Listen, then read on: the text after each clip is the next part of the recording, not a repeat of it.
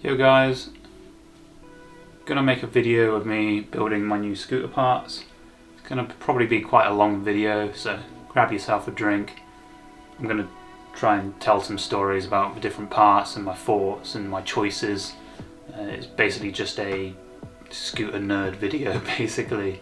I'm quite particular with my scooter, so I don't know, I'd like to think that I would share my opinions and hopefully someone can take something away from it. So yeah, grab yourself a drink and I try and build the scooter the best I can whilst explaining stuff. The only component that I'm going to be keeping are the scooter bars, my Mr. H bars.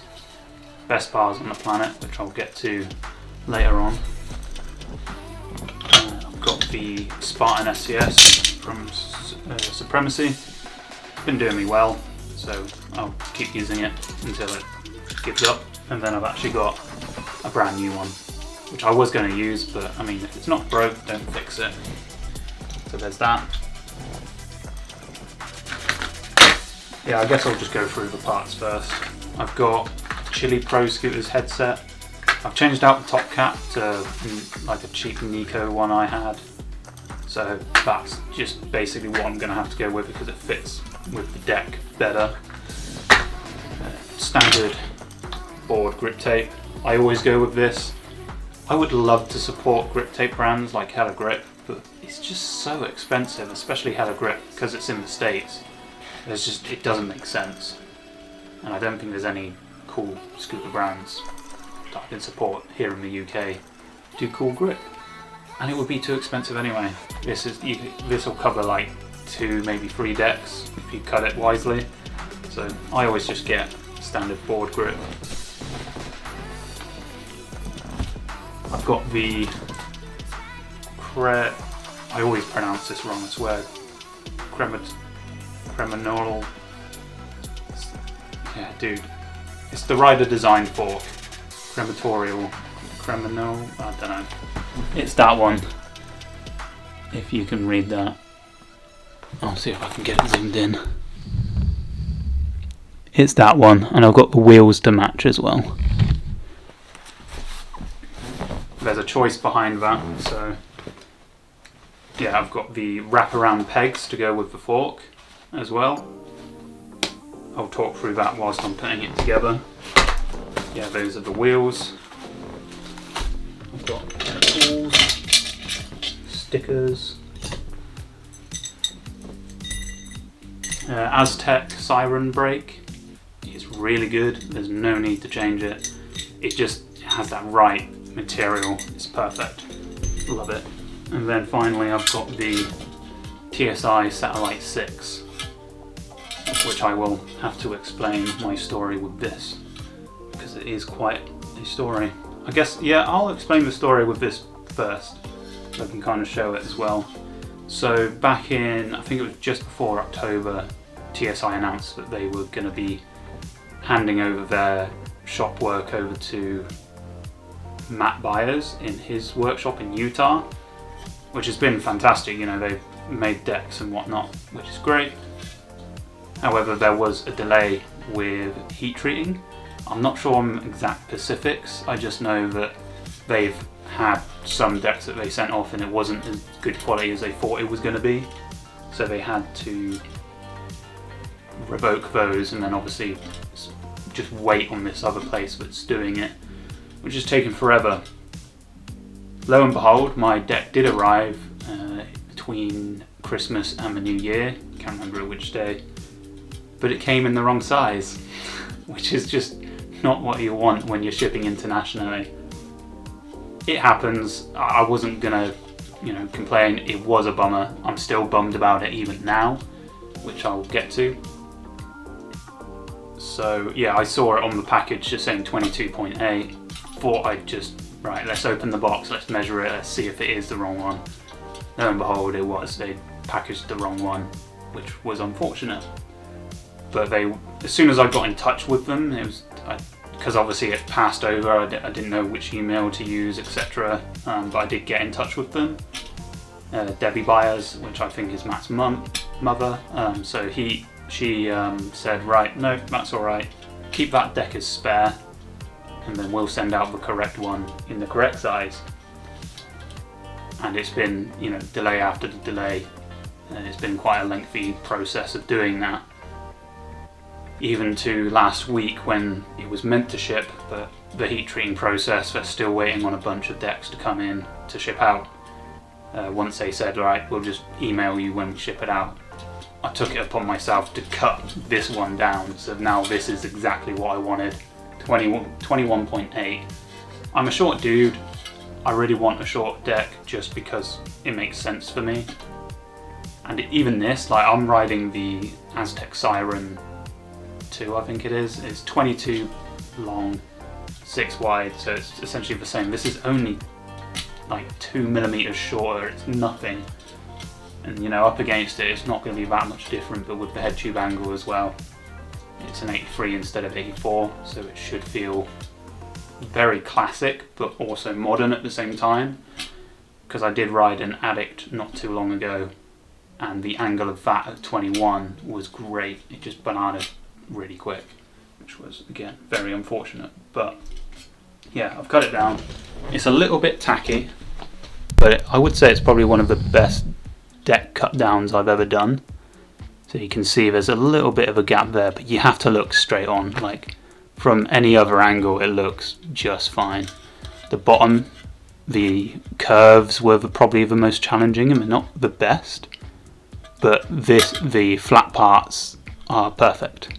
They sit there nice and snug, ready to be shredded. Yeah, you can see it fits quite nicely. Again, you know, it's not my best craftsmanship, I would say. You know, a bit rough around the edges, but it's the size I want. And I did realise this cutout they do is mahoosive. You think like it was up here, so like it came right down. There was another hole here for the brake. There's so much room for putting any brake system on, because as you can see, I've drilled it out for the Aztec brake that I have, and it's perfect.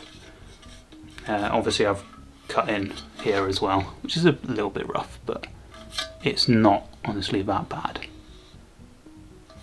You know, you have to like really look at it to know that it's bad. So yeah, that's my TSI deck story. I am still waiting for the new one. They're going to email me when it's shipped, so I'll have a spare one, which is great, 2 for the price of 1, just because they sent it wrong, and I did manage to cut it down. It can be a challenge, but yeah, I just use a hacksaw, drill, and a bunch of files to get all the intricate little curves and weird stuff going on. So yeah, let's get on and grip this up. But yeah, the reason, again, the Jessup grip I have is just purely because it's a lot easier. You just get more value for money, and I like that. So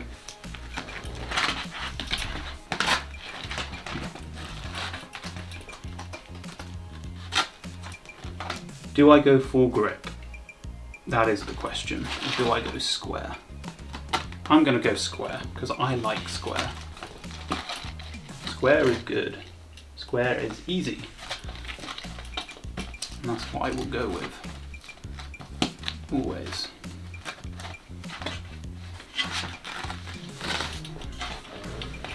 I have to say, gripping a deck is probably the least favourite part of scootering.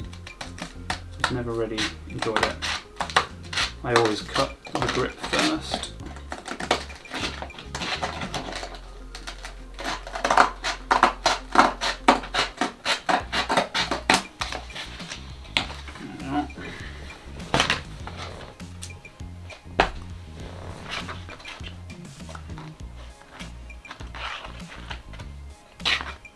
And I've cut it far too short, but I can make it work.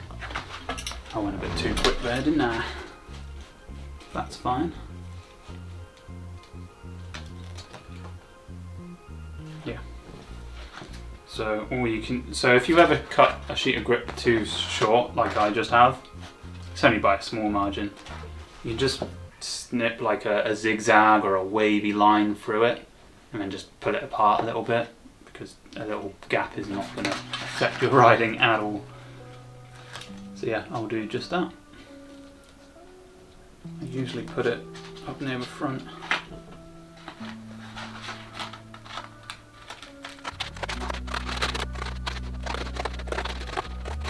Awesome. Stick this down. I always put one edge on the actual edge of one side, and then I cut one side with a blade, which we'll get to. Let's do this side, it'll be a bit easier for me.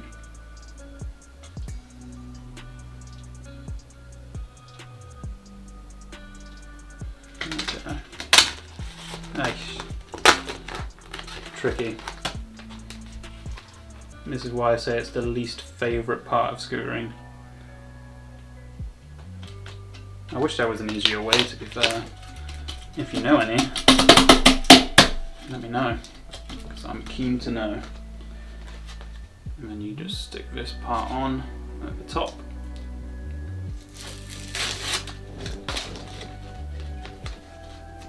There we are. And that's what you get. See? You do it too short, you do a little pattern like that. Nice and easy. Now for the horrible part.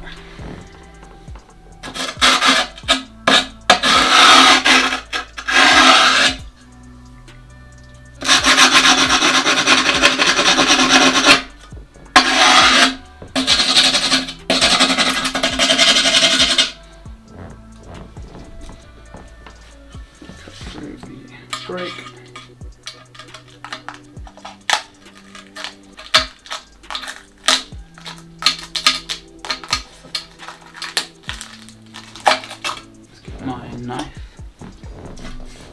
Knife.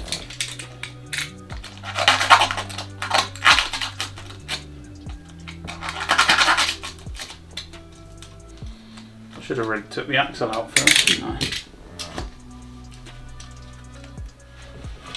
Let's do that now. It's going to be on this side of it, isn't it? Nope, good.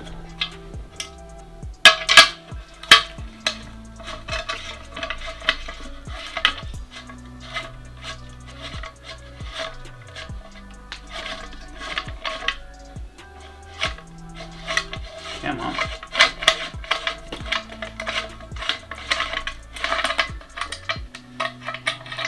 Oh yeah, because I cut this deck down, obviously TSI used the pressed fitted spacers, which I'm lazy. I wasn't going to hammer them out and put them in again. So I've just got two like standard washers, which is more than adequate enough. I've already test fitted the wheel, it does fit perfect, so we're all good.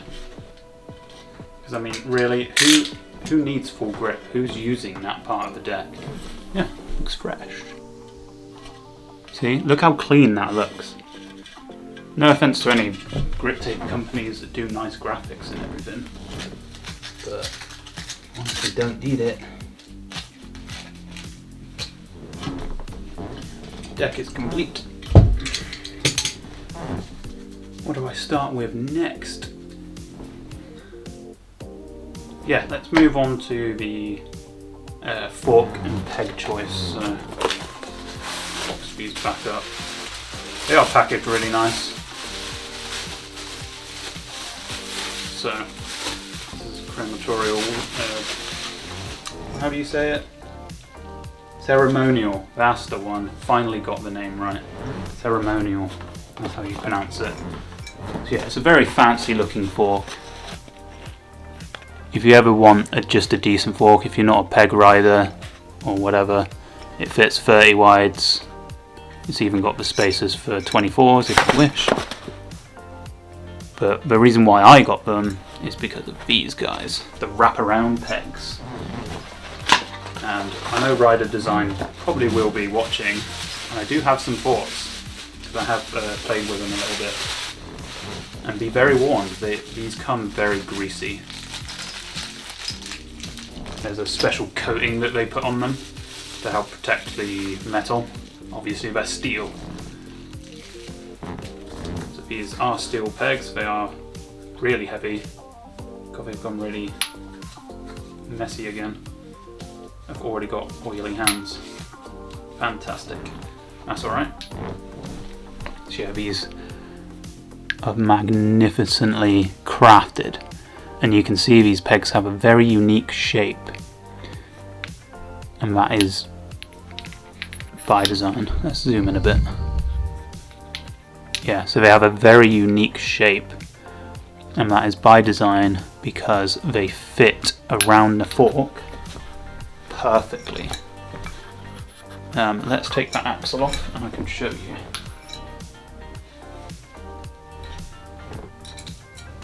And why is it a 5mm? Good, it's loose. So they have got a smart design if you're ever wanting some. They have this little piece here that's the insert, so that you can just turn your axle in. It's quite smart. But we will not be using that today, neither the spacers, because we have 30 whites. So let's get the axle, I will need it. Actually, to begin with, I won't.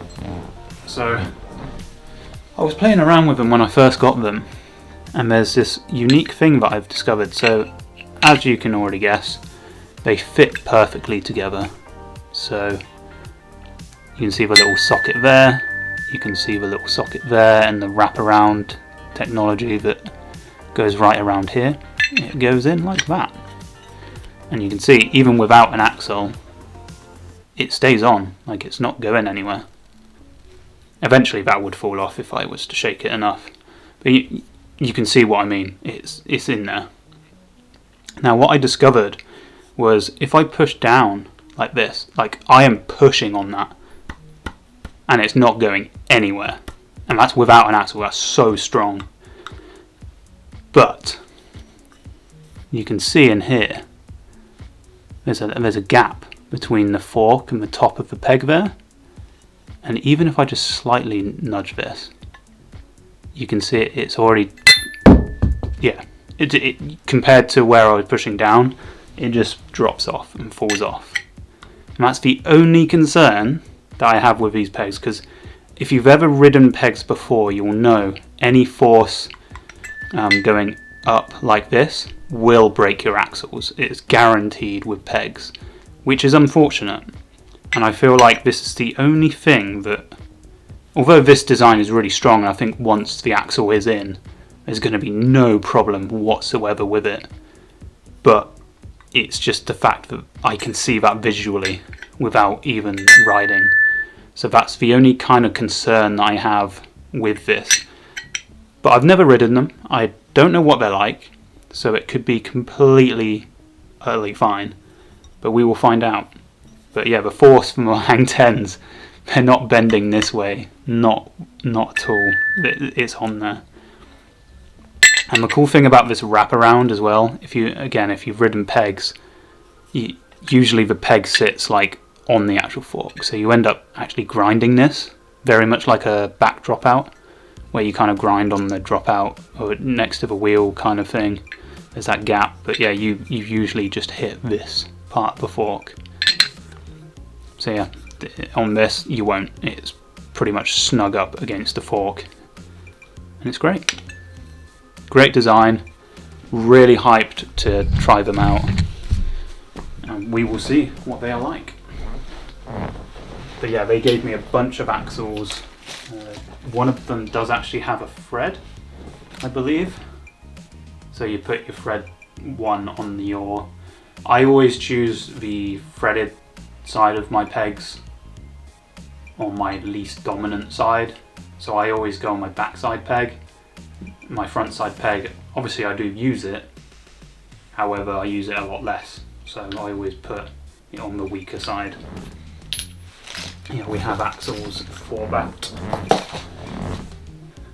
Yeah, let's put the forks together in the headset.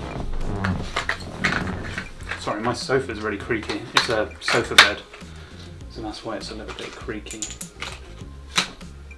Yeah, I don't need those two. I'm not using those.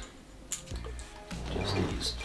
Integrated crown race with these, so they're fantastic for that. that in. Put that in. Pinch ring, top cap. I will say this is a tight top cap, but that's good. And then I need my SES. Yeah, the only odd thing about my setup here will be the fact that my SES and bars will be a little bit battered up, but I'm fine with that. These bars have lasted me a long time. Allen key. Where's my Allen key gone? There. I always have to stretch this clamp open so that I can put it on a fork, because it is relatively tight.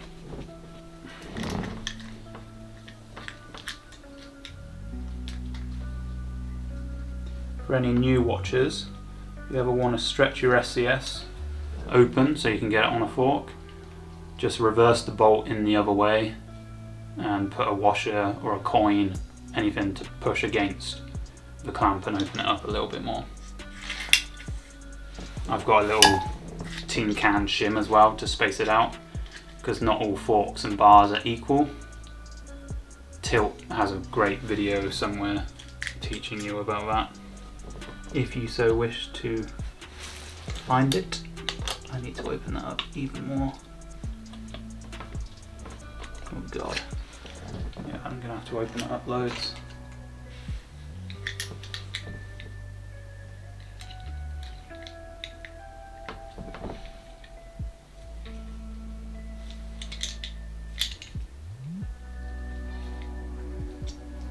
Try not to stretch it too far, because you can actually damage your clamp. It is only aluminium. It will only stretch so far before you make it weak. There we are. Hopefully you can see everything. I know it's quite far away. I'll do little shots of it once it's a bit closer.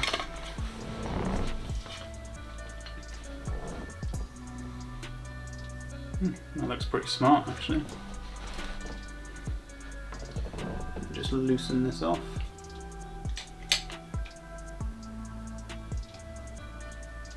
Catch the washer. So yeah, that little tin can piece of metal just spaces the clamp out a little bit more so that you get even clamping power on your bars and the fork. It's unique to every scooter, so you need to just trial and error. Some don't need it, some do. Sometimes it's your bars that need it, not the fork. I just know from experience it's usually the fork tube that's a bit weird with this, because I use the same bars. Put my clamp bolt back in, come on.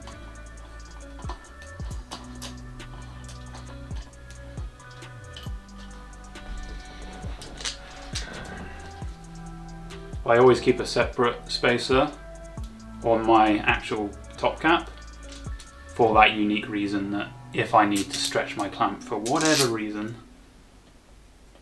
it's included in my actual scooter. So there you go, trick tip. Compress. I'm quite particular on my headset. I like a tight headset. If anyone knows my riding, they know my scooter's pretty weird. Because I do like a tight headset. It's the way I bar spin. I kind of bar spin with two hands, so I let the headset do a lot of the calculation of my bar spin. So I have a particular tightness where it's just over two spins of the bar, so I can do my throw double bars quite easily. That's how I do it. It's quite unique, but it works. A lot of people just like a loose headset so you can spin it for loads of time. But I like to keep my hands in good condition, because it can be quite violent. It can slap your hand and yeah, I don't like that. It's the reason why I ride plastic bar ends as well. So there's that. Do I put the wheels on first? I think so. I need to make the brake hole. Let's see what can can I use to pierce the brake holes with?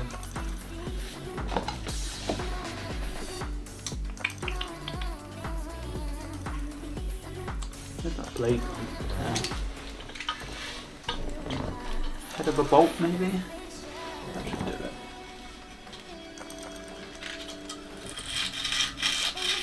So if you ever want to make good brake hole things, just use like the head of a bolt or just a bigger item that kind of fits in that gap, and then just push down on them. Simple as. Push down on them, scratch them up. You can just keep scratching them until it kind of flakes out.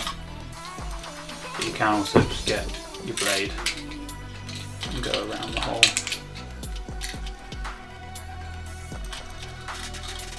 And then it comes out, and then you don't have to keep tightening your brake until it finally works. That's why I do that. Because I'm not a firm believer on using the rubber dampers. Sure, they do avoid some brake rattle, but in the long term, like, because your brake will come loose, but because of a rubber, you don't hear that it's loose. You end up losing a bolt, and then your brake falls off, and then you've got a bad time. That's why I don't use them, and it doesn't feel as good either, I find. Sure, it might be getting rid of a noise for you, but there's something about it that just doesn't settle with me. So I never use them. My personal preference on brakes. And yes, I do ride a brake in 2025. I know a lot of people still do, but they don't necessarily use it as a brake, they use it as a fender. So I have just a short little stubby brake, which I have a relatively short one. It's only like halfway over my wheel basically. But some people just use it as a little foot stop, basically as a fender, which I'm not a fan of fenders. I don't know, I've just never gotten along with them. I have tried them, but my riding style has just been ridiculed with a proper brake, so I always have a brake. Always. Never will go back, I don't think. And people hate on like brake manuals and stuff and tyre taps. Not hate on them, but they're quite disliked nowadays. And I just feel like, dude, you get so much more control. John Reyes is a great preacher of this. He says like, you can get so much control with a brake, because even though your foot's there, you don't have to push it. It's there only if you need it. And you can have so much more control with your scooter with a brake. I'm sorry to say to some of the people out there, but you just do. And some people would be like, oh, you can just use your foot on the wheel. But dude, you wear out your shoes so much. Especially if you're doing it all the time like I am. So yeah, that's why I ride a brake. And that's why we're going to install it now. And yeah, these Aztec brakes, I mean, I've never ridden them before, but dude, these are great. This one's a bit of an odd colour. It has, because when I bought the Siren, it was on offer. It was like 80 quid for the deck, because it was like a B sale, whatever. So it was like it had something wrong with it. It was an off product, there was something wrong with it, and the only thing wrong with it was the brake was a different colour, because they had to get it off a different scooter. So like, dude, it really doesn't matter to me that it's a different colour. And it pretty much is a raw brake now, where I've been using it. So I'm honestly not bothered. Not bothered in the slightest.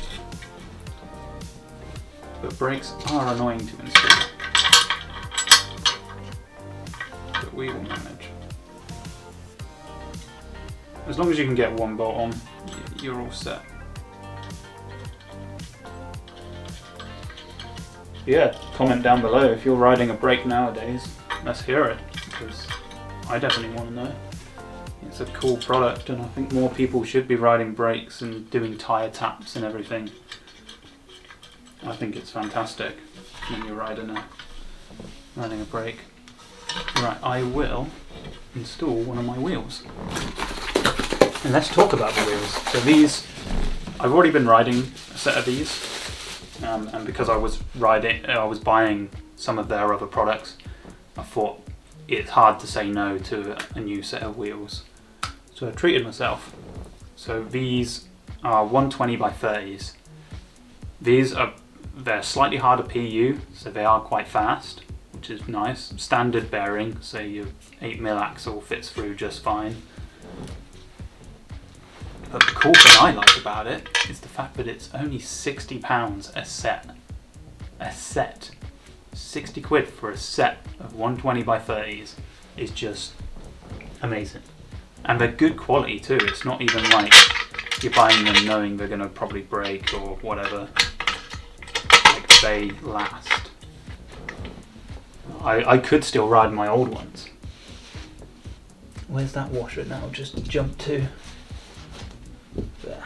Thank you. So yeah, like, honestly, like, for 60 quid, you can get. This isn't going very well. For 60 quid for a set of wheels, you're laughing, honestly. You are laughing.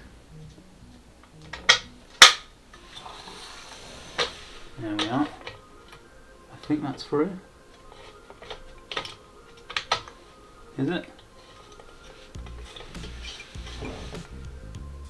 Not quite.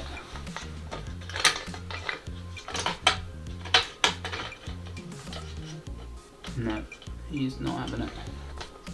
If you ever have trouble with spacers, just lay your scooter down on its side like I am now. It is so much easier.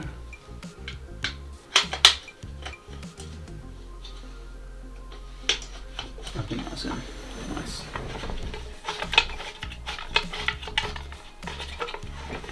It feels so good to be putting a new scooter together and have a TSI again. I've not had a TSI since the Threshold, and I had a Flowmaster for a little while as well, which was in 2013 even. I think that was around the time, and then I was hooked up by Blazer, so I didn't need it. And you're probably wondering, why has he put his wheel on before tightening his brake up? So you can make it the right adjustment, that's why. If you do it up before, you can be too far away or too close to your wheel, and that's no good. There's the Allen key. So you just kind of do them up a little bit, and then you can adjust it and tighten it up accordingly. And that's what I do. And you can make sure it's nice and straight and level. But yeah, to be honest, I think more deck manufacturers should do brakes like this, just for the fact that you can adjust them. I did that up too tight, didn't I?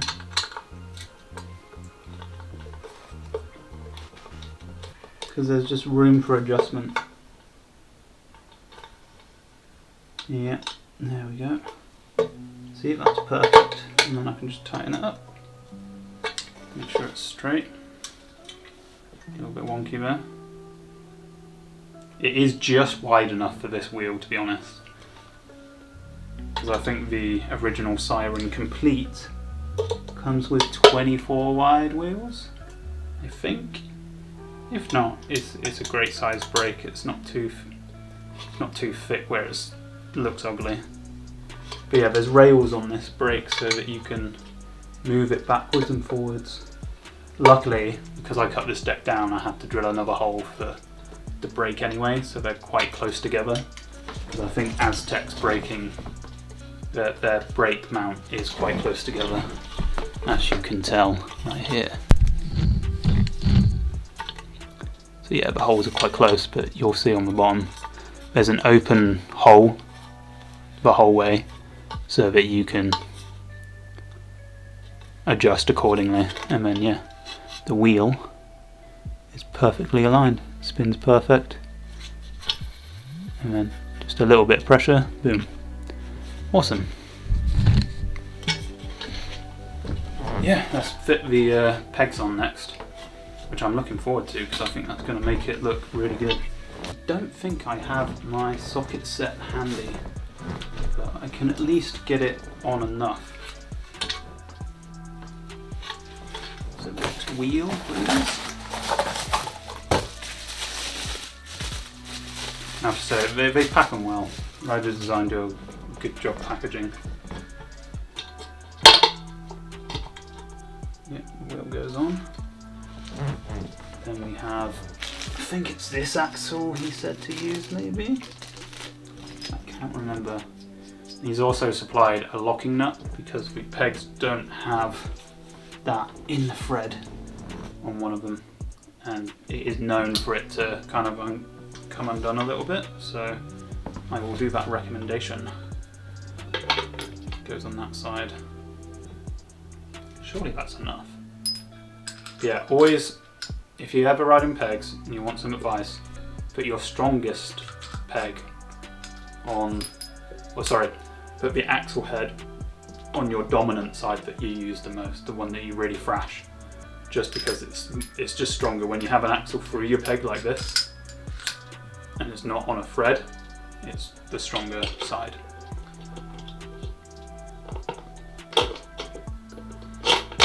Oh, there he goes. I need to turn him in.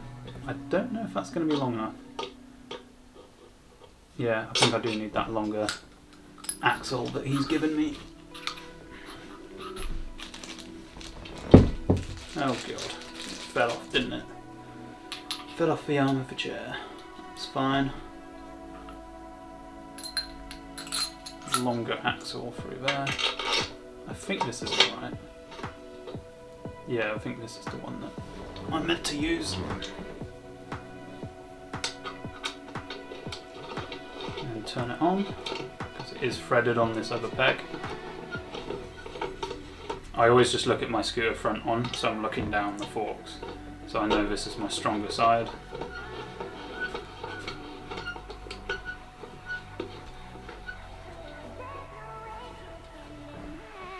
And then yeah, I need to somehow fit. No, I think that other axle will be fine. Actually, let's try that again. That is far too long. That's mahoosive. Far too long. He's got another one here. I think he tried. I think that's if you want to run one side. No, they're the same. Let's try that one.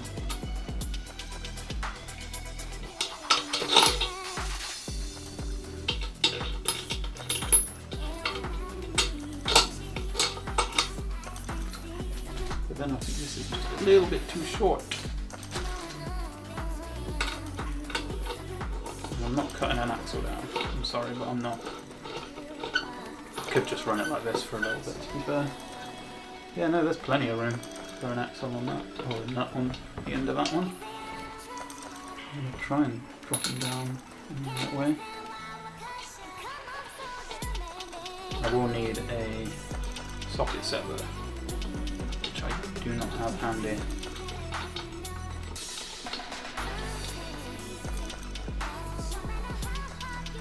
Yeah, it's not. It's not gone on.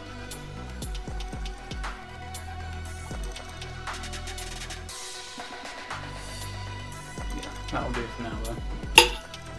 Dude, look at that. That is a monster. Oh, that has got a lot of weight to it already. That's fine. Look at it. It's beautiful. Zoom in. Look at it. It looks magnificent.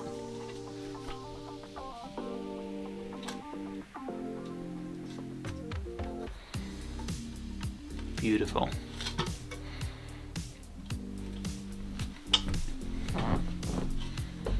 Yeah, let's slide the bars on. Well, shall I put this sticker on? Let's put this sticker on. I just need to know which way the logo goes. Because the logo is circular. Cool. It's like the shape of a world, isn't it? Yeah, that way. Cool. think he's stretched a bit. I don't know how that's happened, but it looks stretched. Maybe it's just the way it kind of went around. But yeah, that's cool. TSI logo on the front there. Awesome. Let's get these bars in. So yeah, Mr. H bars have a long history. If you do not know, Mr. H technically has been making bars since 2008. And it all started because me and a rider, I used to ride with Joe McDonald, we were sick of having bars break all the time. We had hookups from French ID via a French shop called K124, which was awesome. We had a good time riding those French ID bars, the early ones. Not the oversized ones, I mean the early ones they came in blue. They had a chocolate colour, which Joe had, pink, and I think a greenish cargo kind of colour. They were great. They were lightweight, but aluminium being aluminium, it just broke immediately. And the only other choice of bars that you had were Wii bars, which were quite expensive at the time, and we just couldn't afford it. So we wanted to have someone make up bars. So I had the idea of having a similar gusset, just longer along here, because the Wii bars would, no matter how wide your bars were, the gusset would only come by a little bit, and the crossbar didn't sit snug in that gusset either, because I believe it's just a cut off of a crossbar that he's cut in half, and then there's a gusset. This one, it runs right up to where my grips are, and there's only a small gap. These are quite long grips, to be fair. My grips are usually only about long. So what that means is that the strength is from that gusset, basically. It's not bending at the end there. Joe had the idea of a V shape, just to be slightly different, but it also meant that the crossbar sitted perfectly. That V shape is just a right angled piece of steel.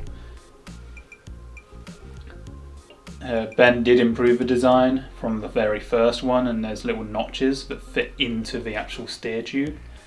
So mechanically, when this is fitted together, like, you can stand on this bar, it will not go anywhere. You know, if you put all your weight on it, it's moving nowhere. And then he uses his magic brazing, which is the gold colour you see at the top of my bars here through the paint.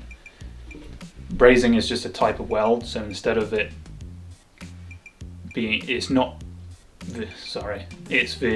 temperature is a lot lower for brazing compared to like MIG or TIG welding, so it doesn't actually disrupt the strength of the material, meaning that it is literally just putting it together, and because of the mechanical structure of the bar, it's just so much stronger.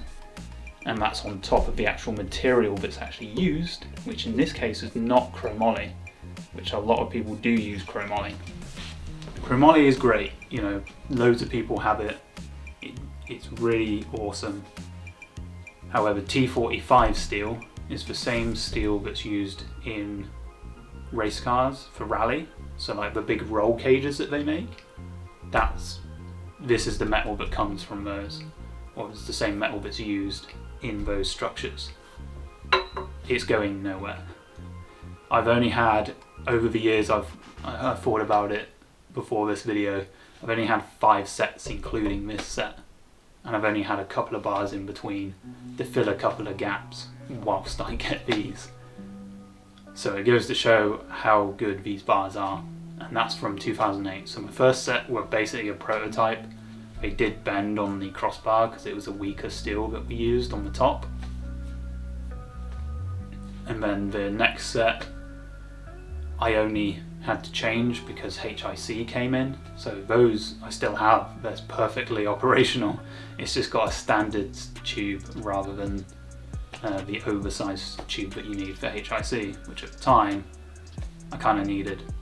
SES was relatively still new, and I didn't stop riding HIC up until like 2018, I think it was, which is roughly when I got these.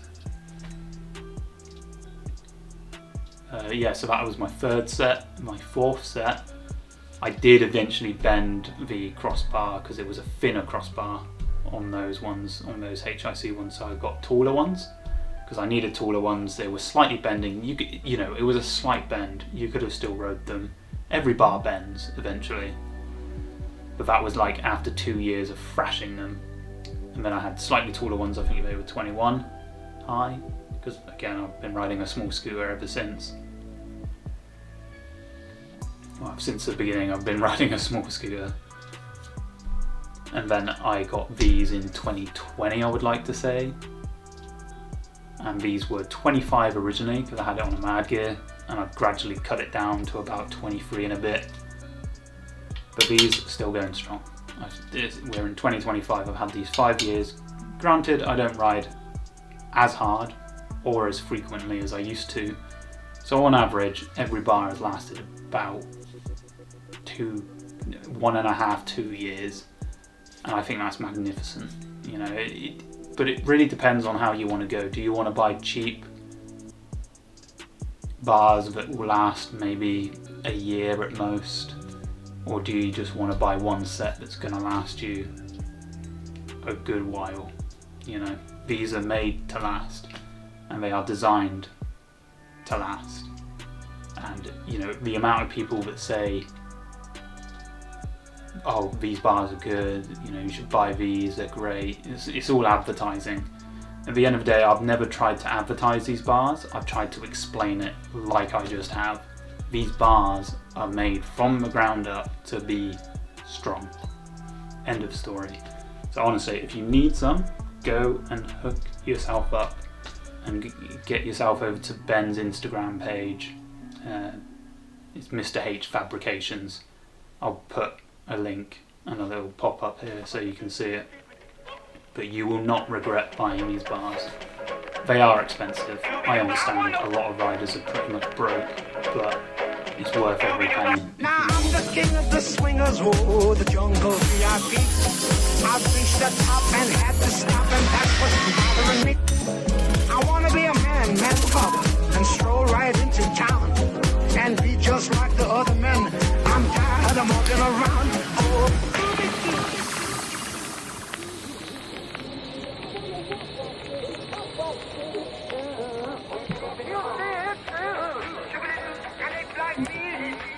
Yeah, that's the scooter complete. I haven't adjusted those, but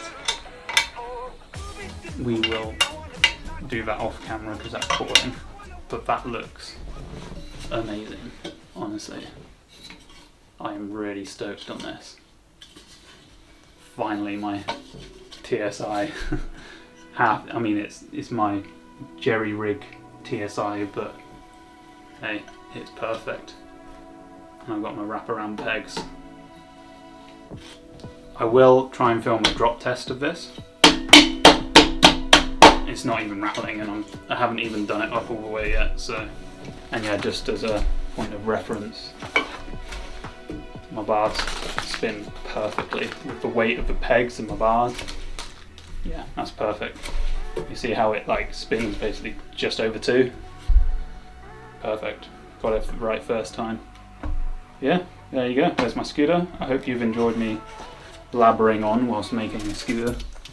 But I do enjoy talking about scooters, so if you ever want to talk about scooters, or even if you just want to know where you get these from, yeah, I can run through it again. So I've got rider designed wheels, forks and pegs.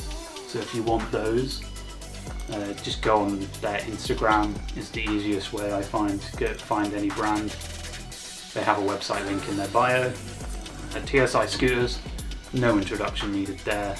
They've just got back into making scooter decks at a new shop, so go and check them out. Got the Supremacy SCS. I believe you can still get these at some retailers. A lot of them have them on offer at the moment. Really cheap, really good.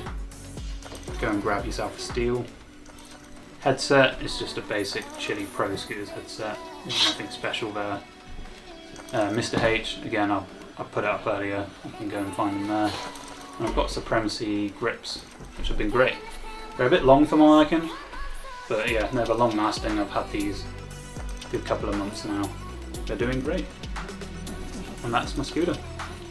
Yeah, the wheels come with bearings. They come with bearings, they're preloaded. Yeah, awesome. Hope you liked the video. Let's go out and shred.